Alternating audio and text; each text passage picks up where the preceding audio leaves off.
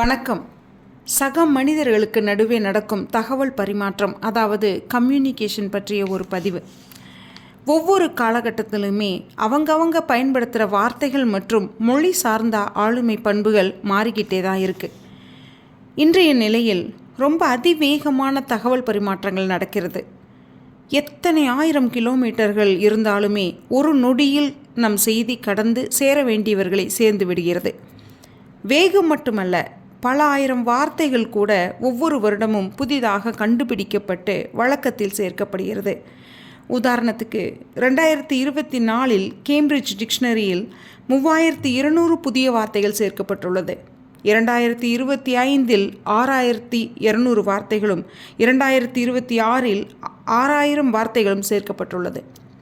நம்முடைய முந்தைய பதிவில் கூட பிரெயின் ராட் அப்படிங்கிற ஒரு புது வார்த்தையை பற்றி தான் பேசியிருப்போம். இதெல்லாம் ஒரு பக்கம் இருக்க, பேசும் முறை எப்படி மாறி இருக்குன்னு பார்ப்போம். முன்பெல்லாம் ரொம்ப சிம்பிளாக சொன்ன விஷயங்கள் இப்போ கொஞ்சம் டீட்டெயிலிங்காக பேசிக்கிட்டு இருக்காங்க.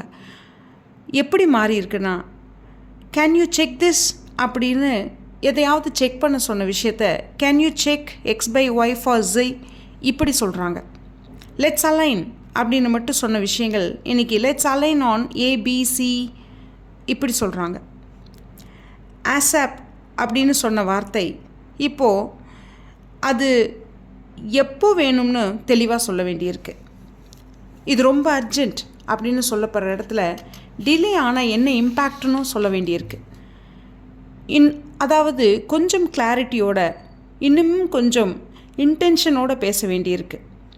இந்த மாற்றங்கள் எதனால் அப்படின்னு நம்ம யோசிக்கிறத விட, எப்படியெல்லாம் சொன்னால் மெசேஜ் ரீச் ஆகும், கம்யூனிகேஷன் கம்ப்ளீட் ஆகும் அப்படின்னு பார்க்குறது தான் புத்திசாலித்தனமாக இருக்குது. நன்றி.